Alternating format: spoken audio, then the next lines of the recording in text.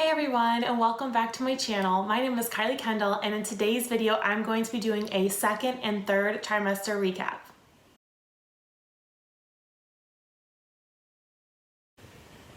Okay, I am going to start with my second trimester symptoms. So if you watched my first trimester recap, you know that I mentioned that I was having a lot of earaches, especially at night. Well, those continued into my second trimester. And around week 17, I was like, I literally cannot take this any longer. I had to go to the doctor, and guess what? I had an ear infection. When was the last time I've had an ear infection? I honestly don't even know. I can't even remember, but I had one during my pregnancy. I was having some vivid dreams. Now, I'm not gonna brag or anything, but I did have two dreams that I was having a girl, and well, she's a girl, so I'm not psychic that I know of, but no, I'm just kidding. But I did start having a lot of vivid dreams during my second trimester, and I did actually have dreams that she was a girl. I started having some acne specifically around my jawline, so it was most likely hormonal. My skin started to get really tight, but I mean, that makes sense because my belly was just growing. I was still having little waves of nausea, but nothing like in the first trimester.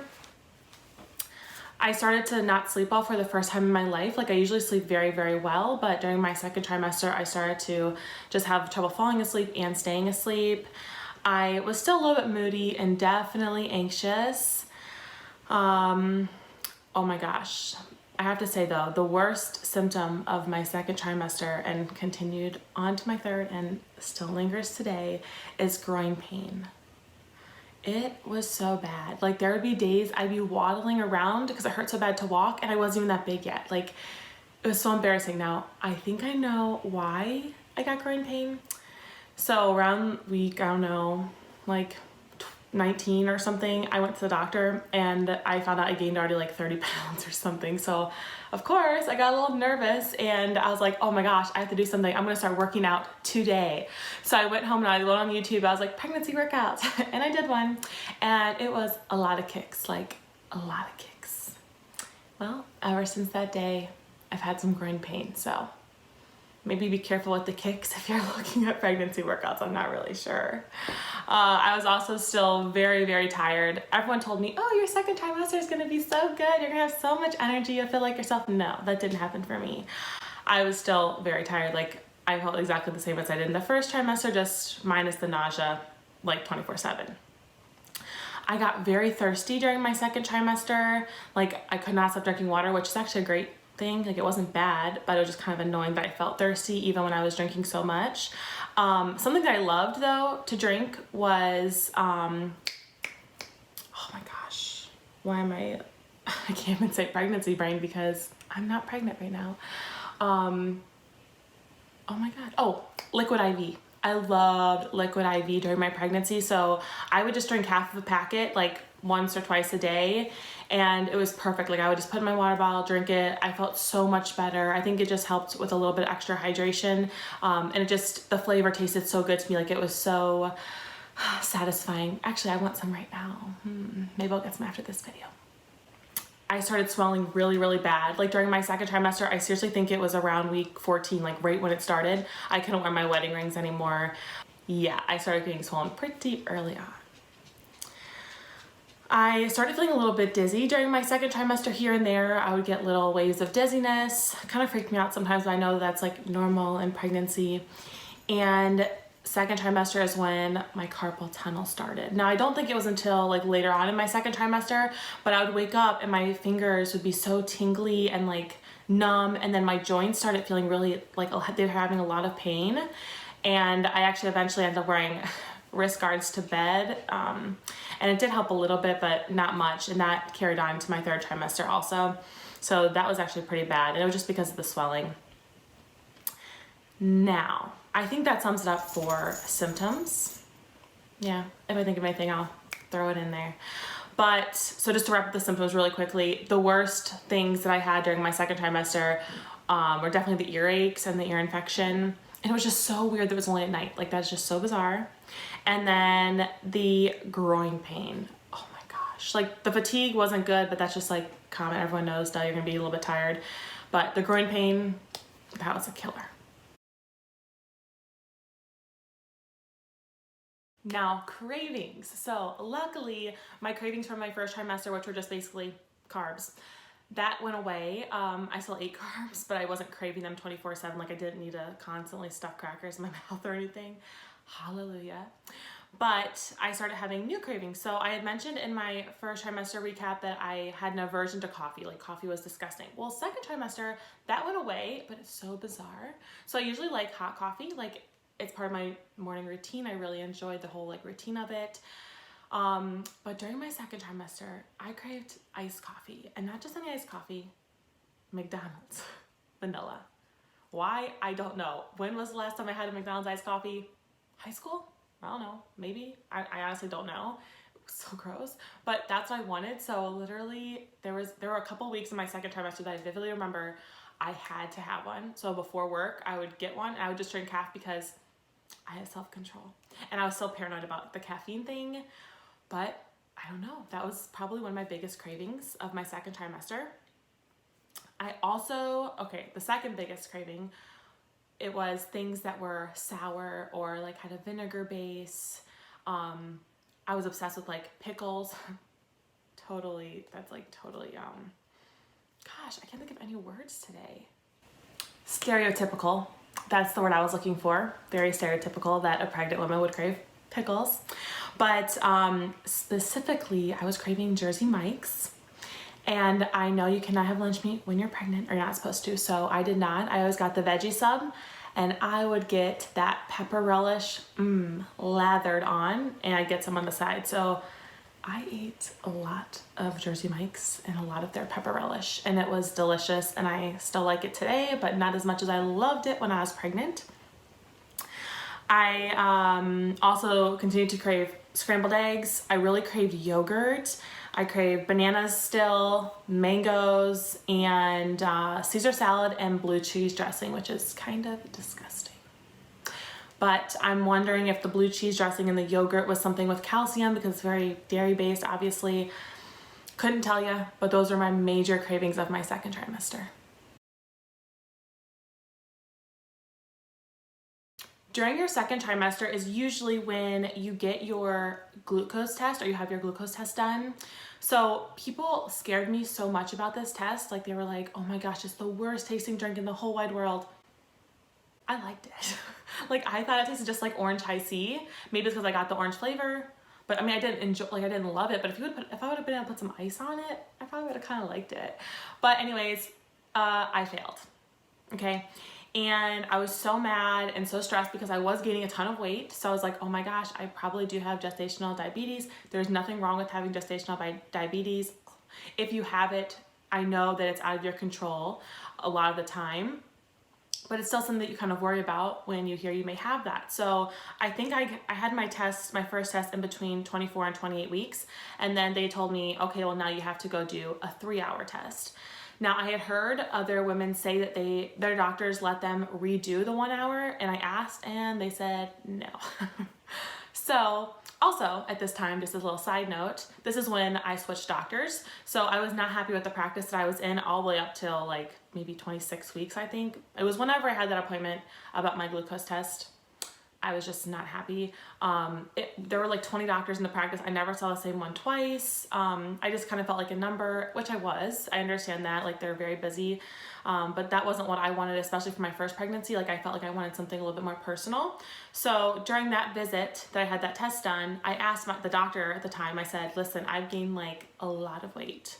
And he didn't say anything to me about my weight. I said something to him about it because obviously I knew, and he knew too, but he just like, I don't know, whatever. I asked him, is there anything that I can do? Now, obviously I'm not dumb. Like I know, you can eat a little better. You can like cut out some carbs or have less sugars. I know those types of things. I know you can work out, but I wanted to know if there was anything maybe genetic or if there was another reason why I could have been gaining so much weight, like water retention or things that I may not have thought of on my own. And he literally looked at me and he's like, let me look. He looks on the chart. He's like, oh yeah, you have gained a lot of weight, more than we recommend to the end of your pregnancy. And you're only like halfway through, which, okay, duh, I know. And he goes, the only thing you can really do is make healthier lifestyle choices. That pissed me off so bad I can't even explain it to you. Like, I am a medical professional. Like, he did not even ask me, oh, what do you do for work? Do you walk? Do you eat healthy? Didn't ask me one question about my lifestyle, just automatically assumed I was making poor lifestyle choices and that's why I gained so much weight. Rude. So anyways, I switched practices.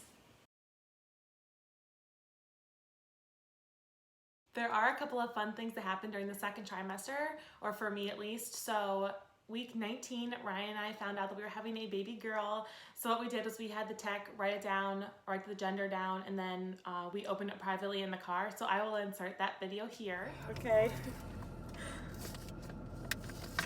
You're opening awfully slow now, and there you were just so anxious. I already know it's a girl. We don't know. Oh, I know it! I know it. Oh.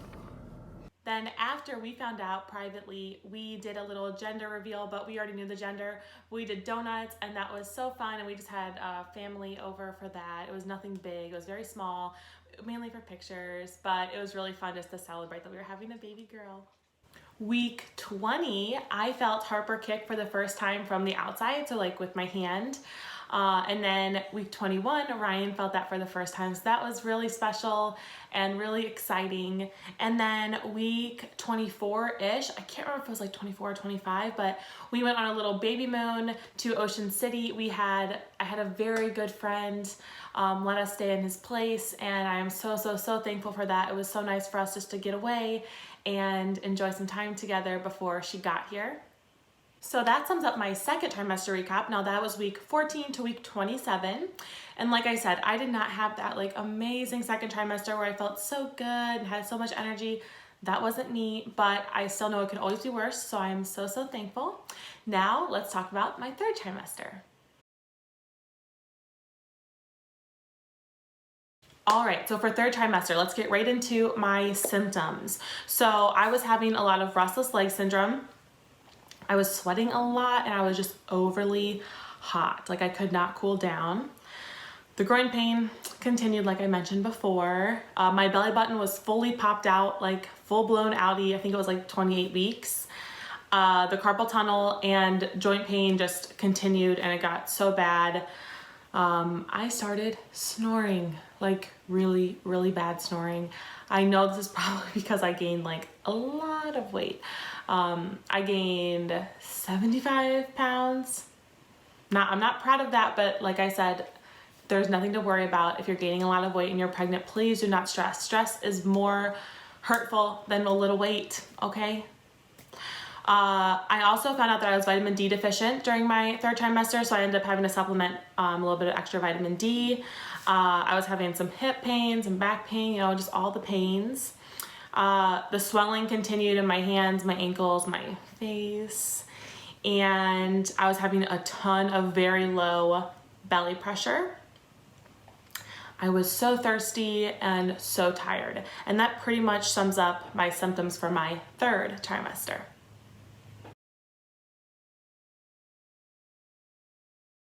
Cravings during my third trimester. Now that is when things started to get weird, okay? So I craved two things and they're both weird. So I stopped craving like foods. I mean, I still ate obviously, but it wasn't, like carbs or, anything specific anymore. I craved ice. Now, not just any ice. I craved the ball ice you can get from like Chick-fil-A or gas stations. Thank God my work has an ice machine and it was ball ice, because every single day I was running up there chewing on that ice. And I was not iron deficient, so very weird, but I needed ice. Actually, the gas station by our house, Ryan would go there and he'd be like, it's just ice. And I'd be like, dude, you can just go, it's fine. So thank you for that, gas station. Now, the next thing is so weird, I can't explain. I craved fabric softener. I don't even use fabric softener. But it was like I remember as a kid, I would sometimes like suck on a washcloth. Like that's weird, I'm sorry.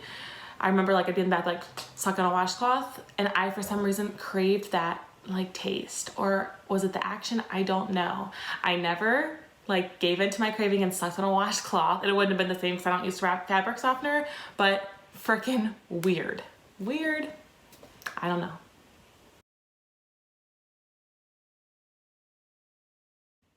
a couple of milestones that happened during my third trimester. I'm not sure why I keep using the word milestone. I don't know if it's considered a milestone, but anyways, week 29, I had to do my 3-hour glucose test and I passed. That test sucked. Like, oh my gosh, I was so embarrassed because like 20 minutes in, I was sitting there, I was like, oh my God, am I gonna pass out? Am I gonna throw up? I don't know. I had to go ask. I was like, can I go lay down in the back? Like, I really don't feel good. I literally laid there pathetically for 3 hours, but it's okay because I passed. They were so nice about it. It was nothing to be embarrassed of. If you feel sick like that, don't be embarrassed. Just tell them right away, okay? Also during week 29, I had to get my RhoGAM shot, and that's because my blood type is O negative. And it's something about if the baby's blood type is O negative, then your body could attack it as a foreign invader or something. But I think it's more for your future babies, not for the baby you're having at the time. Something like that. That's what they explained it to me. And it was no big deal. Got that taken care of. Week 31, I had my maternity pictures, and oh, they turned out so good. I was so nervous because I was so like self-conscious of my like swelling and my weight, but they turned out beautiful. I'm so thankful that I still did them. And then, yeah, Harper came during week 37. So I didn't really have a full third trimester. And yeah, I think that pretty much sums up my second and third trimester recap. If you had any of the same symptoms, please tell me in the comments below. I hope this let you know that you are not alone. It's okay if you have really weird pregnancy cravings or symptoms. Every pregnancy is so different and it's such a wild experience, but it's all so worth it. I thank you so much again for watching. If you enjoyed this video, please give it a thumbs up for me and subscribe if you're new, and I will see you next time.